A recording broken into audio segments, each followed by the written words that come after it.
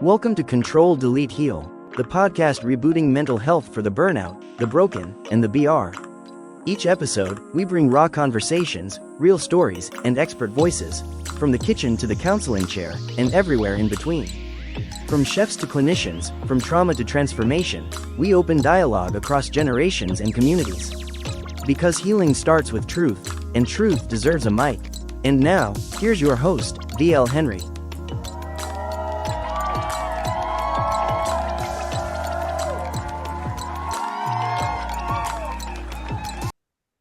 There is a real reluctance to look in the mirror and confront pain. And when men don't, it often comes out as anger, or worse, as violence. That's by Anthony Bourdain, and I know Jeffrey, you know it, and maybe Samuel Spencer. Hello, I am your host, VL Henry, and welcome to Control, Delete, and Heal, where we control the narrative, delete the stigma, and we heal our minds. And this is our first live Zoom, so I want everybody to give themselves a round of applause because we're going live, you know. So basically, tonight's episode 6, and it's called Unchosen. Young men, unattached, depressed, trigger, and it dives into the quiet storm happening across generations. Men, young, old, struggling to find their purpose, their power, their peace. And we're going to start with our truth. There's no judgment tonight. We're going to meet everybody at their truth, right? We're going to meet everybody where they're at.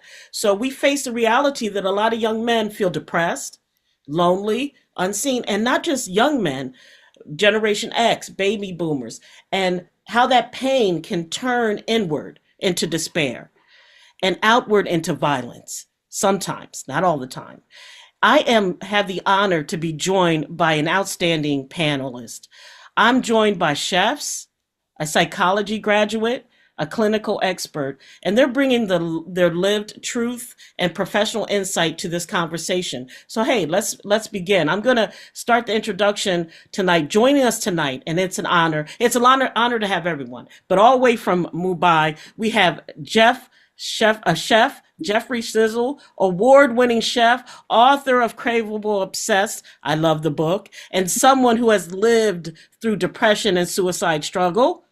Yay! We have Michael Thacker, a recent psychology graduate who has walked through depression as a young man and now seeks to help others. Welcome, Mike. And my ride or die, Chef Samuel Spencer, who has been on, this is probably your 4th podcast with me. Thank you, sir. You have been amazing. Chef Samuel Spencer, executive chef, leader with lived experience of the kitchen culture as a chef of color and how men sometimes have to hide the struggles behind the craft. And the one and only, the only lady of the crew, well, me as well, is Dr. Dionne Pendleton, a clinical expert with a PhD in trauma addiction who has worked directly with individuals, families impacted by violence, despair. So give yourself a welcome applaud, and thank you everybody for being a part of this. Now, before we get started, I'd like to ease into stuff. So we're going to do this with one sentence. What is a simple ritual that you do or practice when you're going through, when you're overwhelmed, when you feel like I can't take it anymore? I just can't do it. I'm about to lose it. Why don't you start us off there, Mr. Mumbai, Chef Jeff Schissel? Thank you very much, first of all, for being a part of this. Okay. And, all the way from Mumbai, India. And one of the things I'm actually doing on this trip is to put my feet on the ground, ground myself as much as I possibly can, get as much of not only what I need, but also from the cuisine side of things. But what I do, because you can get overwhelmed even when you're traveling, I think what I do is I actually do breathing exercises, or I do the 5, 4, 3, 2, 1 about the senses, trying to get my mind from stop racing from different things and controlling the mind. And also, actually, you can see I do some self-soothing as I touch my chest as well. So those are some of the practices I do, and I write a lot. I journal a lot. And some of those journals actually turn into a lot of blog posts as well. Thank you. How about you, Dr. Dionne? What's some of the stuff you do? Good evening, everyone. Thank you for the invite. Depends how severe the anxiety or sadness is. My go-to is to watch Big Bang Theory. I love it. It makes me laugh. It breaks the monotony of everyday life, and it takes away or allows me to live in someone else's character's life and see, the things that they're going through. If it's a little bit more of that's not enough, Big Bang Theory, I turn to listening to gospel, having the inspirational words that come through. It helps me kind of get out of that mode and lift me up and know that tomorrow's a better day. All right. How about you, Chef Samuel? What do you do? Okay, well, when I'm at that point, I remember what I asked for. I think about where I'm going, and I meditate and pray. Makes sense. How about you, Michael? What are some of the things that you do? Well, first, thank you for having me on. And honestly, I like Dr. D's method there. I really enjoy Big Bang Theory myself. And now with children, I'm limited on how much of that I can watch. But really, I enjoy taking meditative walks out in nature to decompress and to kind of talk things through for the most part. And if I don't have access to that, then I'll go ahead and do some meditation, quiet meditation at home. Maybe listen to a little bit of meditation music or some chill wave music or jazz or something of that sort. So let me get this straight. Big Bang Theory, meditation, gospel. I got you guys. That's what's up. So listen, I'm gonna say my age. Let's get busy, Arsenio Hall. We're gonna get started. Our first segment is called Unheard, Unseen, and Unchosen. And Mike, I'm gonna start with you, Michael. Michael, do you believe today's young men feel unseen, unheard, or are they unwilling to listen to those who came before them? I think honestly, it's a combination of the two, to be honest. Young men do kind of feel as though they're unseen and unheard. Much of the attention is put on females nowadays, and rightfully so to a certain degree. So they're not sure exactly what to do. And most young men aren't guided properly to begin with, due to that, to a certain degree. But at the same time, with the rise of narcissism, especially prominent among young men, and as well as even to a certain degree with the older men, there's this communication barrier between the two. Old men are focused on keeping their jobs, keeping the knowledge for themselves, retaining as much as they can, and while the younger generation is trying to remain in their glory days, so to speak, their young years, and not maturing properly. And so they're unwilling to listen. The older generation oftentimes unwilling to teach. And even if they are willing to teach, the younger generation blocks that out.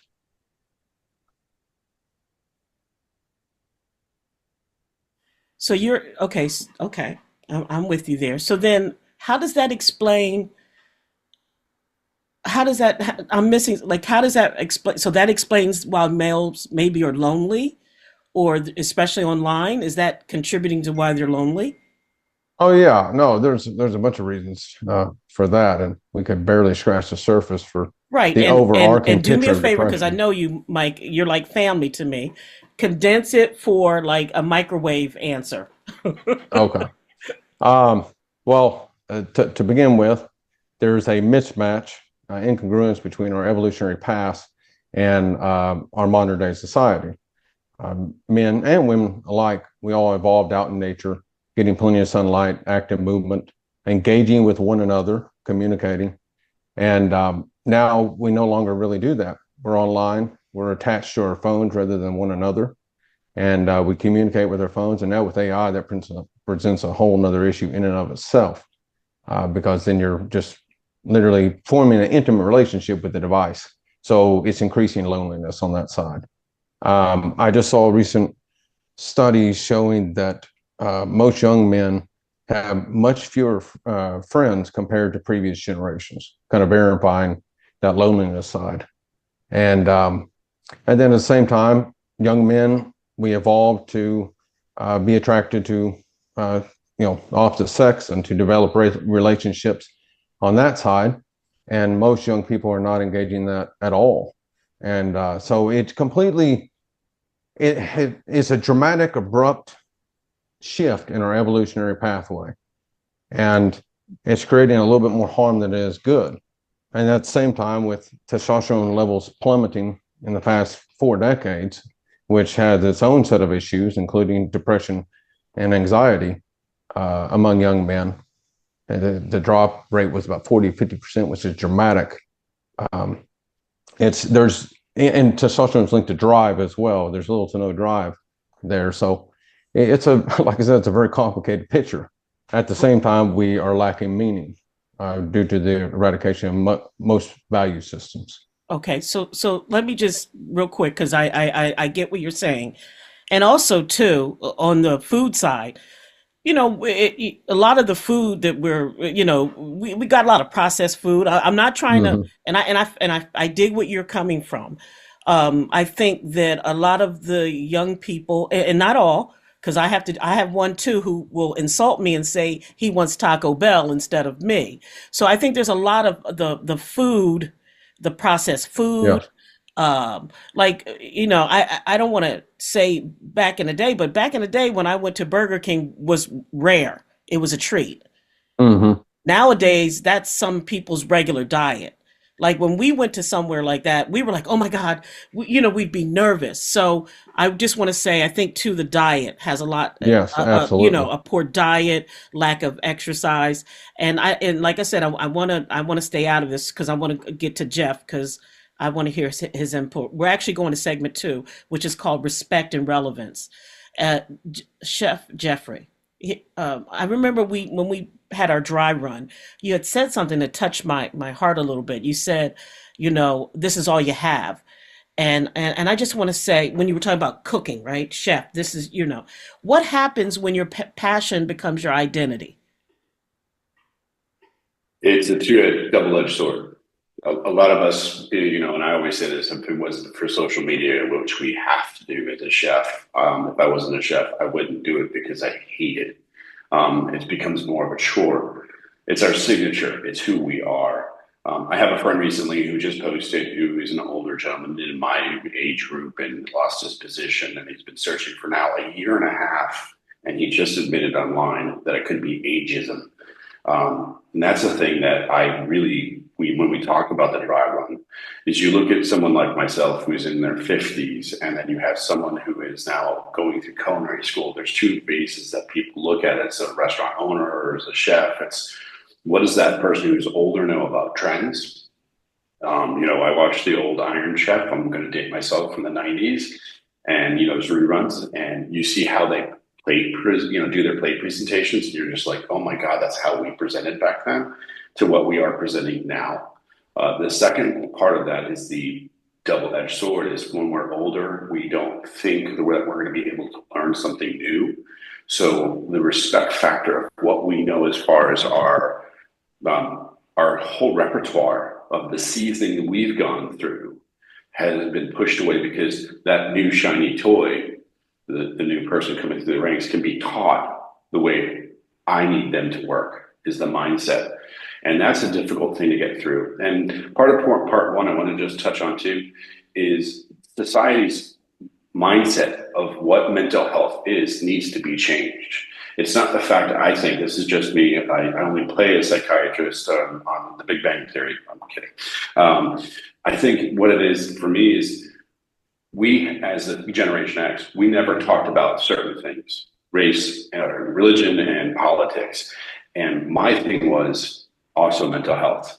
You always were like, if the boy fell down, it was like, hey, get up and rub some dirt on it, get back out there. And the girl fell, it was coddling them. So I think there's those things that we have to balance. I think that's one of the reasons why I've made it such an important thing for my recovery or my therapy, is to speak openly and candidly about what I go through, because if I can do it, I think anyone else can. That makes sense. That makes sense. So let me just say this. So to I'm Generation X as well. in a chef. I got started later. Um, to be told, your time is over, or, I remember a chef said something so sexist. He said, you know why there'll never be a female chef getting the Michelin? Because they don't know how to pick up a heavy pot. And I said, wow, he meant that. So when you hear someone says your time is up, how does that make you feel? Does it make you feel angry, sad? How do you feel? I haven't been told that yet. I think my philosophy is I move as fast as I possibly can with intention. That's a big thing. I think I also try to make myself needed and wanted. I keep that very present in the forefront of my mind when I'm working. I try to look at trends. I try to speak and walk the talk to be that way. I think I would be devastated if I was pushed to the side. I'm lucky enough to have a team that's around me that looks at my wealth of knowledge through the years that I have accumulated, and they want to know and learn from that, that they can look at some of my weaknesses and draw out the strengths and vice versa. So I think for me, it's a two-pronged attack. It's my mindset on how I go about doing things, and also it's the people that you surround yourself with. I think if you're in a toxic situation, we always think there's no way out. We're in that room, and I'm in actually a room with no windows, and I can't get out. And you don't want that. You just don't never feel that way, because there's always an opportunity to get out of that situation. There's always something that might be greener on the other side. And if there's not, then you find that one until you get there. So basically, you haven't got to that point yet. So you don't really feel angry. If someone did say that, would it make you sad, angry? I mean, how would it make you? Defeated. Defeated. Okay. Because again, being in the industry, I was 12 years old when I started cooking. No child labor laws back then. Plus, I worked with a family friend. So from 12 years old to now, I'll be 55 in a couple of days, and not having that ability to work anymore because of my age, that would destroy me. It absolutely destroy me, because then you feel like an unwanted toy. You feel like Woody from Toy Story. I did read that, by the way. I read what you post, and I was like, wow. So listen, okay, we're going to keep it going. This is to Michael. Okay, Michael, from your generation perspective, and you touched on it later, so I know about, you talk about, different stuff. Do you feel that older men are holding on to power or purpose? And does that cause anger, frustration, or could that cause anger or frustration, or even violence to some young men? Well, to a certain degree, yeah. I would say it's a combination of both again. So Carl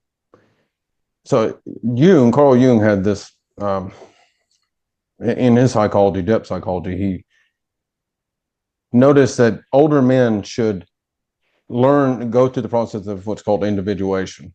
And that process, so in young years, you are doing what's called ego development, and you're developing yourself and your identity. And again, a lot of young men are not doing that now, and they're not being guided, and so they're just all over the place, unfortunately. But we can go ahead and try to guide them as best we can. A lot of that's also from, like I said earlier, with the collapse of many value systems. So now we're having to construct our own values in and of themselves, and that's very difficult to do for an average person, that's for sure, especially a young person. Old men nowadays, I believe, as far as what I can see, especially with modern day technology, that of testosterone and different things akin to that, they're seeking to be young forever.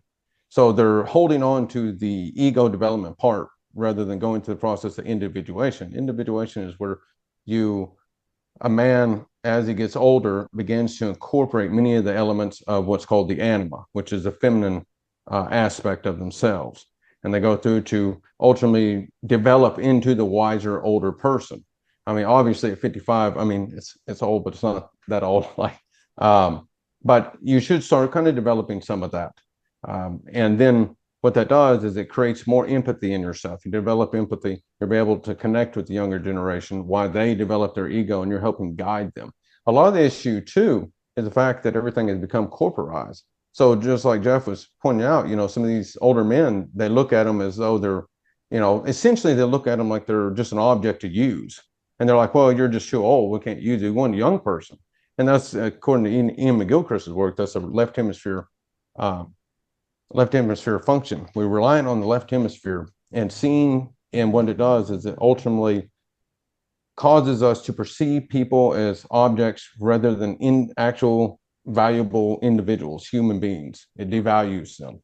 And so in the corporate world, now it's all mechanistic. And so it's picking whatever value you can get to make the most money at the end of the day. And there's no true personal connection going on. Okay, but like in let me just, Sorry. okay, but as you're young, I don't want to, because you're not a young 20-some-year-old, but could you see, is there a possibility that you could see, because older men, I mean, just face it, older men, they're still getting women pregnant at 70 and 60. Yes. And there's some older men that look, they're on fire. They're in great shape. Mm-hmm. They're, so they really are competing with a lot of well, put it this way, a lot of young men aren't even in their league.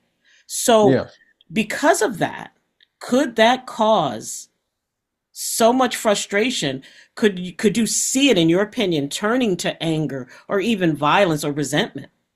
Absolutely, 100%. Okay, that's what I was just curious, because, who was it? Was it Robert De Niro, or someone that just had a baby? Mm-hmm. So, Kelsey Grammer. Yeah, so let's shift it a little bit. I'm going to ask you this, Mike. Is it possible for the two generations to coexist, or does one have to fade away? No, they can coexist. They just have to humble themselves on both ends. Younger people need to humble themselves, respect their elder, just like they have done in older cultures, and treat them as though they're, have wisdom, knowledge at the end of the day that they can impart to help them grow and develop their ego. And the older men humble themselves and start taking on the responsibility of an older generation. I hear my dad and a lot of his business buddies talk about how, the younger generation, the next generation needs to come up. And I'm like, you're exactly right. But the older generation is the next generation that needs to impart the wisdom in order for them to develop properly.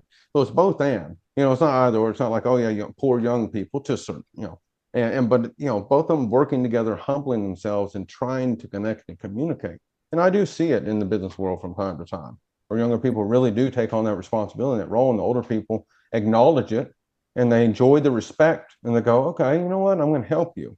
That's not to say that you can't be in shape, and right. Somewhat look good, but there has to be somewhat of, backing off. A give and take, right? Yes. So then, is depression the depression, because it's about, mental health, depression. So the depression among young men, is it more about economics, ego, or emotional education? So well, like I said, go ahead, Dionne. Oh no, yeah. I want to say this. I hear what everyone is saying, but what is not being touched upon is true trauma that many people have had. And it's generational sometimes, and it's not talked upon. And when your emotions are regulated at an early age, or maybe you was beaten by one of your parents, father, mother, guardian of whomever, because you cried too much or you spoke up too much, you start becoming your characteristic of hiding your emotions, not talking about emotions. And then as you get older, some of that built up emotions or anger that you may have suppressed at one point in time is coming out in other ways. Sometimes it does come out as rage. Sometimes it comes out in, I'm going to do what was done to me, to my kids, to my spouse, to my best friend, whatever the case may be. I can only speak for working with the severe mentally ill and chemically dependent, learning their family history. That is a struggle. Like, communicating your feelings wasn't always accepted. It was, stop crying. Like, let me give you something to cry about. And when you have those type of things, you hold it in. You learn, okay, I don't want to get hit, so I'm just not going to, behave in that mannerism. And it comes out in other ways. And sometimes that is rage. Sometimes you start using drugs, sometimes you start smoking, whether that be nicotine, marijuana, crack, whatever you get your hands on, you start doing those things, and then you lead into a path that may be uncertain. And in my case, the population that I work with, it is severe mental illness and a chemical dependency. Wow. And since you started, you segue right to the next question that goes to you, Dr. Dionne. So it's perfect Okay. timing. So, Dr. Dionne, when men feel unwanted, now and from your clinical perspective, Mhm. when men feel unwanted by work, by women, by society, in your opinion, or clinically speaking, what happens inside their, their minds? Like, do you think there's like you said, does that lead to more uptick in misogyny, or school violence or work violence? Like, or is it just, it depends on how they were raised? I think there's a combination of all of that. There's no one pinpoint answer for it. I do see some men that have been sexually abused by babysitters and or female cousins, uh, older siblings that are female, and that then turns into a desire that they don't want to be around women per se, or they may mistreat women due to being sexually assaulted in their younger years by a female individual. And then that's a So, lot of, there's shame in that. Because I right. know there's a lot of men speaking from the Black perspective of coming from African, that there's a shame about that. There's a stigma. And Mhm. maybe men in period. I remember watching the movie with Barbara Streisand where she plays a therapist with Nick Nolte, and the young man was raped. And Mhm. growing up, he never was taught. He always thought rape was what happens to a woman, Mhm. and that's what made that movie so powerful. And I think you touched on something. There's a lot of, you just don't talk about it, and I Right. think they suppress it. Mhm. And then it comes out that suppression, though it's not coming out in true verbiage of, how they feel, it's coming out in other ways that they utilize overeating, shopping, rage, or, go into a silo. They don't speak to anyone. They just stay very close to themselves. You just don't know. But until you start really talking to the individual and finding out what has happened in their past and how it may be interfering in their current situation, you have to work through it or try help them work through it. And that's why a lot of them maybe escape through internet, and they go into the dark web, and they Yes. literally find family, someone that will accept them and all of what they call their messiness, and they say that's cool, you're not messy. And then it becomes closer than, because they can't talk to their father about it or Mhm. their mother about it, but they can talk to Jack online. Right. There's been times where I've heard, when my son gets off the game, I'll say, "Oh, who'd you play with?" "Oh, my friend." I said, "Hey, you don't even know that person. That's not," I said, "a friend." I said, when you get off, we're going to talk about friends." I said, "That's a Mhm. game associate." So now that's his term. It's a game associates. These aren't friends. But they're really developing these deep friendships. So thank you for that. And that helps me go to the next segment. We're moving right along. I thought it was, and after a while, we're going to go around the room and let everyone really. Um, so you talk about that. So, Dr. Dion, where does the healing begin? Like, if both sides feel disrespected or angry or thrown away, or where does the healing begin? Education, open doors and counseling sessions, group sessions, even if for men in general at the barbershop, those that are talking to one another, and they feel that is a safe place. I just saw a clip on Facebook that there's a coalition that's trying to help Black men speak about emotional trauma in the actual barbershop, because that's where they are coming together. They feel comfortable. Maybe that's where the open dialogue can start there. Educational wise, just for myself, we're going into the school systems and talking to the middle schools and to the high schoolers. The younger you can reach them, the better off they are feeling comfortable to talk about what they feel. and how do they control some of their emotions when they do get upset. Sometimes you see even toddlers, right? When they don't know how to express themselves, they hit someone, they hit the next kid, they bite them. But that's because at that point in time, they don't know how to communicate. You hurt me. You hurt my feelings. So this is how I'm reacting to it. So it takes a lot of learning, open doors, active listening, and willing to work through some of that trauma step by step. Doesn't happen overnight. You say that, and just trying to get people to talk about it on this forum, a lot of people were afraid because they think it's going to link them to mental illness. And I was surprised that oh, it's so cool what you're doing. I said, whoa, come on, show. Oh, no, no, no, no, no. They're going to think. I said, no, So thank you for that. We're going to go to segment 4, culture and conflict in the kitchen. Chef Samuel, the quiet man in the room. Sorry it took so long to get to you, but here we go. And this is to both chefs. Is discipline different for chefs of color? And how does it affect your mental health? Like, when you're disciplining, can it cause outrage on the long haul, Chef Samuel?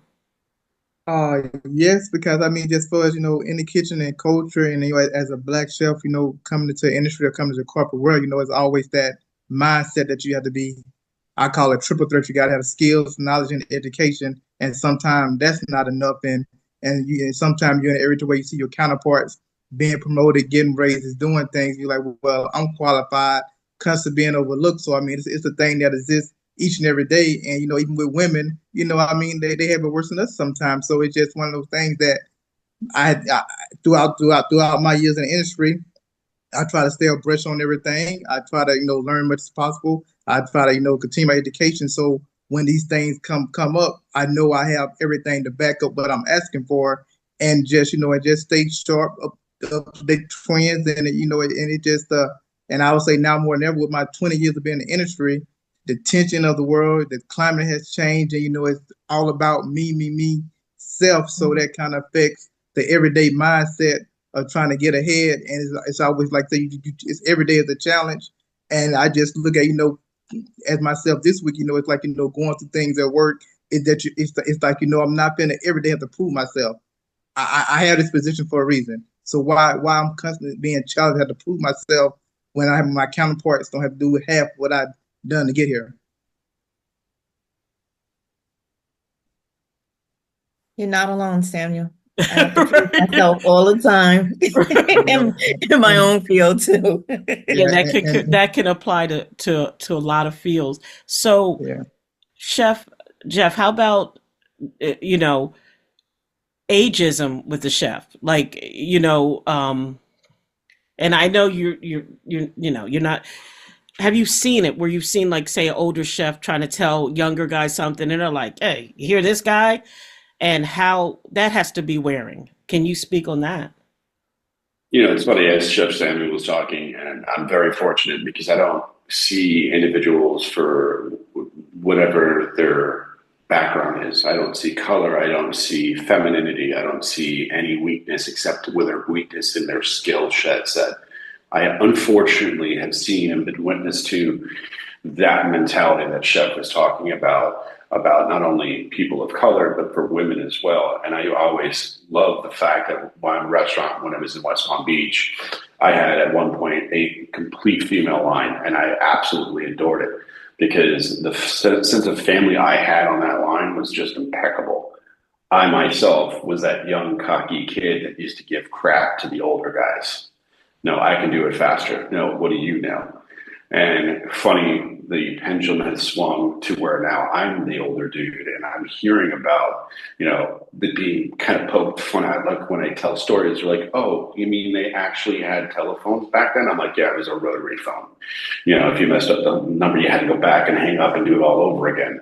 Or when we write notes, and I would sit there and go, "It's hieroglyphics." So I kind of make fun of it so that I get out of the way of it.